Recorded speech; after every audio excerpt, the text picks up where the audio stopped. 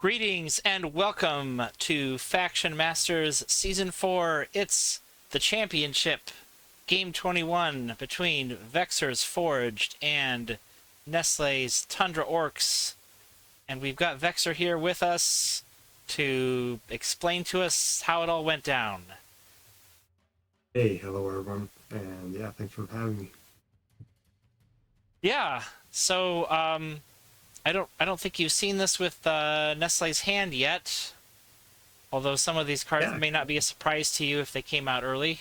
Um, any yeah, it's gonna be nice to see the other side for sure. yeah. Any opening thoughts, So expectations, on or this, fears? yeah, like this is a tough matchup. Like it's close for both of them. From the perspective, I think it's pretty even. Either of them can really take it. It's really just how which opportunities you take. With Tundra Orcs as usual, like how those big gambles pay out, right? Like those for glory turns or all those type of how many specials you get with a fighter. Like they make a big difference on this one. So, coming into this game, it's tough determining the best strategy because, well, you think the Tundra Orcs are going to have to come to me. They only have one range unit. So maybe I can just take it more conservatively. But then those shamans are a little bit like deceiving from the perspective of how efficient they can actually be versus the range game of the Forge.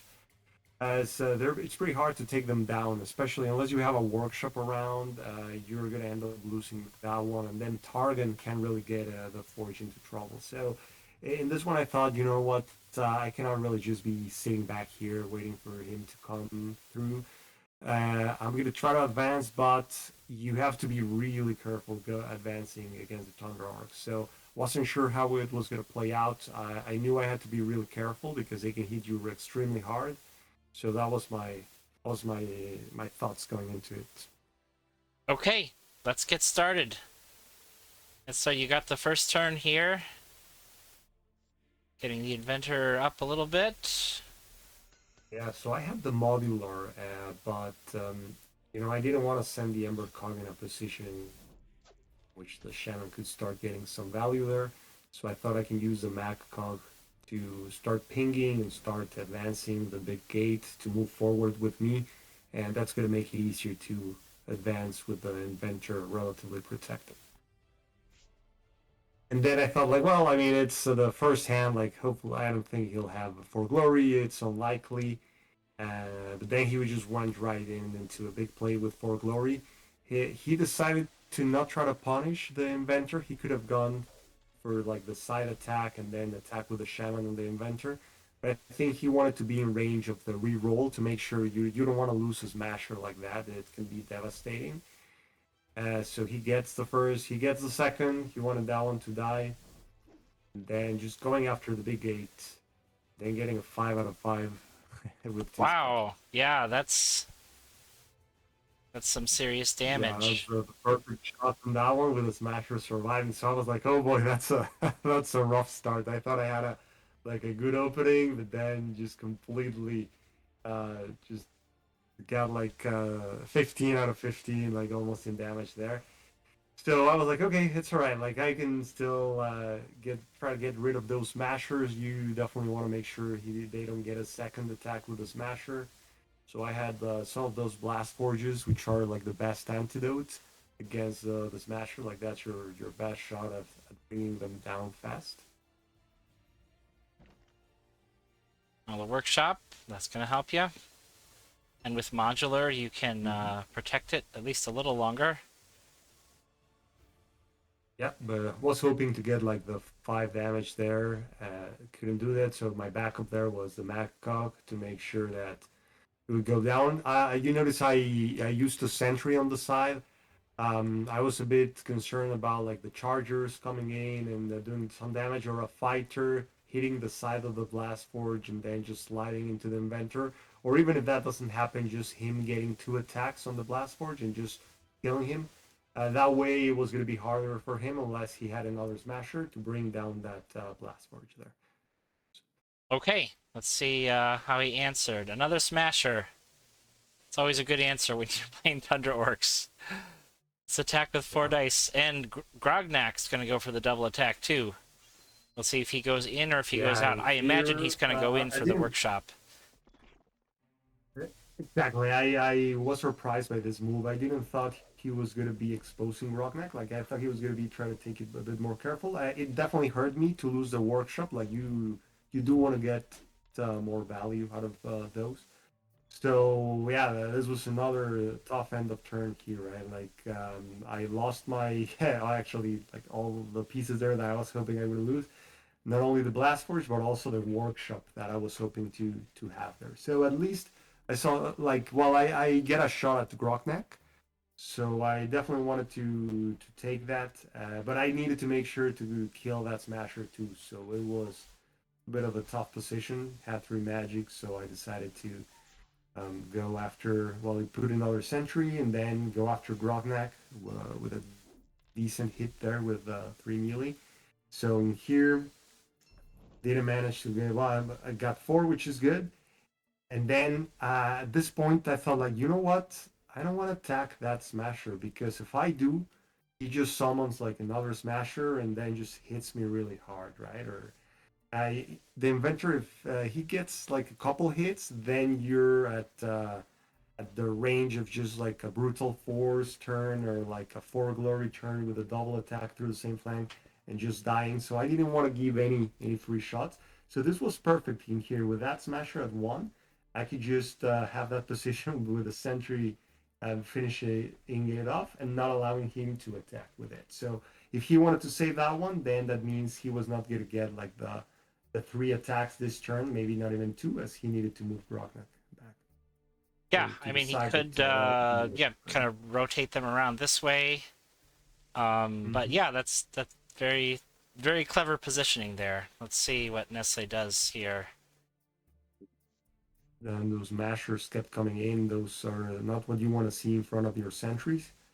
You notice how he was only able to finish the turn with 2 magic, so that Hmm. was not where you want to be with the inventor, but Yeah. was able to get the free kill there, have the inventor not be punished, and here he retreated with Grognak, as it's very risky, like just being there in the middle of the field uh, against the inventor, like it's too dangerous. So I knew he had to take it easy there.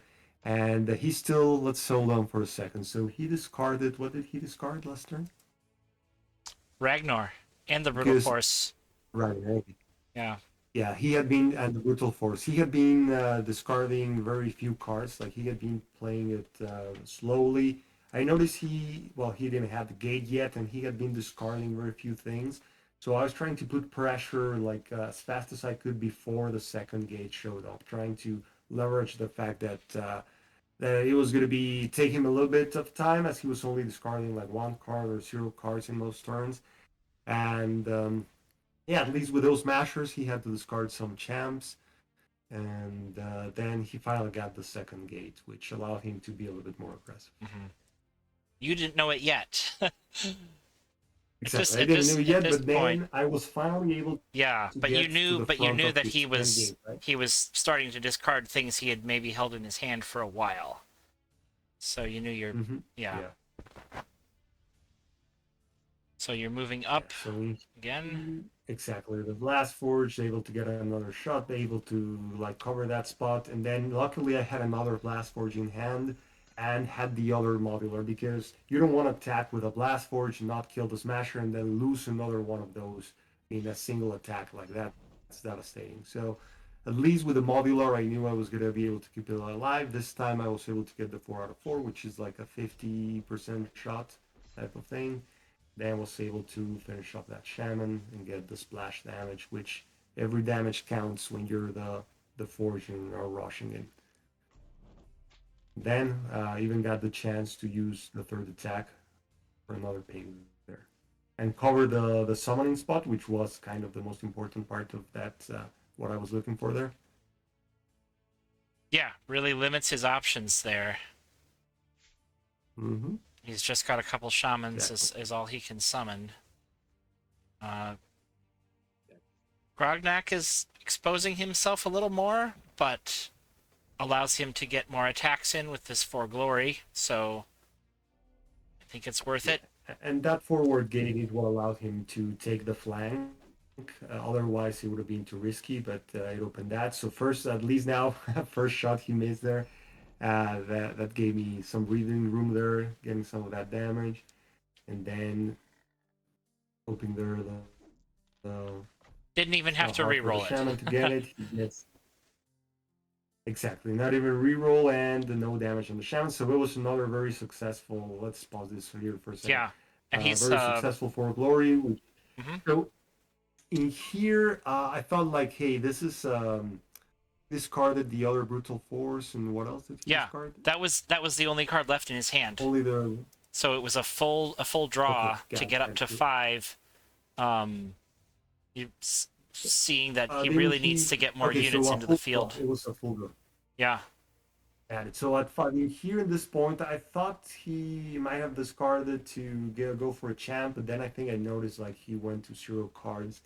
And I thought, like, you know what? This is the perfect opportunity to just kind of like go for the kill. I was at full life. I was aware that they can bring you down like in a single turn with brutal force and like fury. He still had 1 fury. Hmm. So I checked the odds and I was like, you know what? Even if he has those two, like he would have needed to draw those, he still had like 18% chances of getting like the double, the 8 melee, and then get the shaman to deal the other two. So I was like, you know what? This is too good of an opportunity to not go forward because once those champions start coming down, like they are really hard to bring down, right? Like they take a lot of resources and can slow you down. So I went for it, and let's see this play. This is kind of Okay. like I I'm knew it was risky, but it felt worth it. I just noticed something you mentioned about the Fury and Brutal Force. I'm imagining you put some kind of unit behind your summoner here that can make it harder for him to push you. And if you can even get a barricade here on the other side, you can't be pushed at all. But we'll see how it It's plays harder, out. yeah, Yeah. exactly. So check this out. So this was I was like, you know what? I think this play is definitely worthwhile. So that sentry there, making it hard for him to retreat, then blocking out that side and that summoning spot, then covering my back there because of his gate. So I was just going after Grognak. If I get the 3 out of 3, then he's in trouble now. Like he cannot really use him that Oh, effectively wow. for attack. 2 more there even In also. the Yeah. yeah, and then the blast first miss, but it's okay. That was the least important attack there. I got the important ones with Grognak. So in here I was feeling pretty well because now, I mean, even like that sentry, he cannot really avoid it unless he goes to my side. Well, he So can freeze it um, to run away from it. exactly. I wasn't thinking of that. So Yeah. then when he played freeze, I was like, wait, what's that card? Like, what's that thing like that? The thing that no one plays, or it's unusual to see it around because people don't hold it. Like, usually, if you cannot use it that same turn, you just discard it. Right. So I was like, oh boy, Right. that's But not what I wanted to he see. didn't hold anything last turn. Everything was newly drawn, so it's just whatever you Yeah, get, that's what you're gonna face. He was probably yeah, hoping that's to it. draw one of his big champions, but we'll see how this one plays out. And there was only one smasher left, so I was also not that concerned about the possibilities of like a big attack with smasher. But then when he played the smasher and played freeze, I was like, oh boy, I think I'm done. Like this is it in here because as you can see now I'm trapped. Well, at least you know there's Like no I more for cannot really glory. back out now. But yes, you are quite trapped. Yeah, and then hoping the shaman like he Hmm. flips the not doesn't get the first one but the second one. So I'm he exactly at the amount of life that he needed me at like 4 life is a single smasher turn. So that's it, right? Like how to kill a smasher there. Hmm. And even if I kill the smasher, the Grognak can just take his place and just Mm-hmm. attack me for 4. So at this point, like there's really no apparent way out, right? Like there's and this was the risk I knew. Like it was you always are concerned about like trapping yourself, but I had to kind of like block the back of the inventor because of his summoning spots. Mm-hmm. I didn't want him to like put the units there and then just trap me with his own units from all sides and be able to deal the 10 damage in a single turn. So in here, it was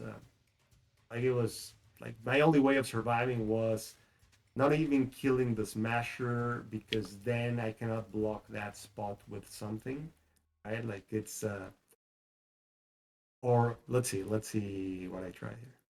Well, I just got one question for you first. I wish Nestle were here for us to ask him. What did you think about using the Charger's Blood Rush ability to move over one space, which allowed him to move the Shaman over to here?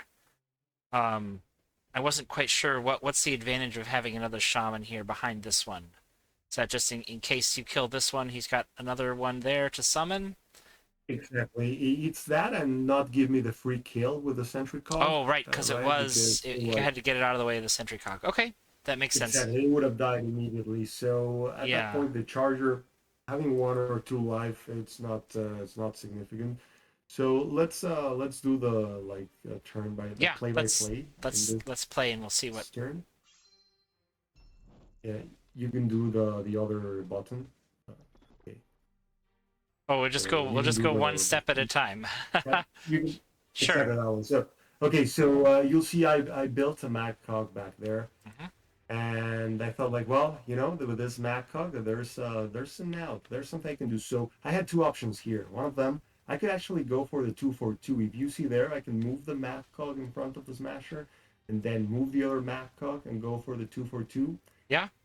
And I can just go all in, right? Like, hey, that's a 45% shot. Like, do I like that? I'm looking at my odds for the other possibilities, and I'm thinking, well, the card that he can kill me with, if he gets the other Fury, Hmm. he can do the attack on the Sentry Cog and then just finish off the Inventor, like do the double attack there.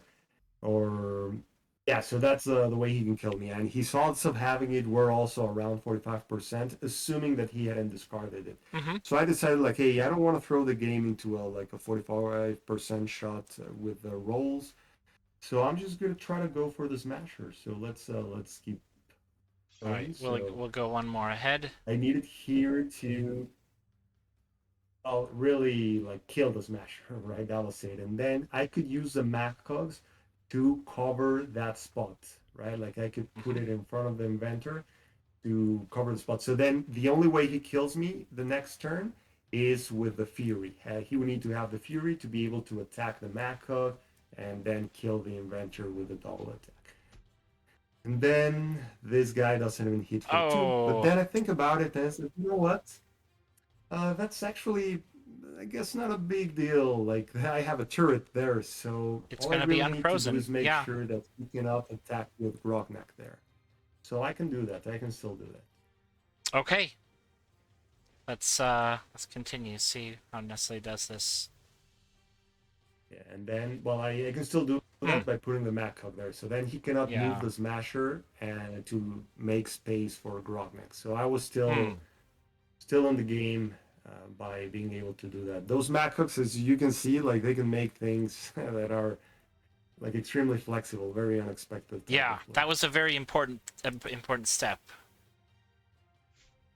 And there's Mm-hmm. not a lot of places for him to summon units. Only just here and here. Mm-hmm.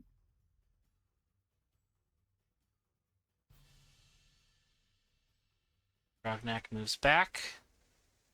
I'm assuming he's going to take a shot Mm-hmm. at Avoiding your the inventor here, but uh, yeah. So he wanted to I'm just gonna avoid the hit play sentry here. cog damage. Hmm.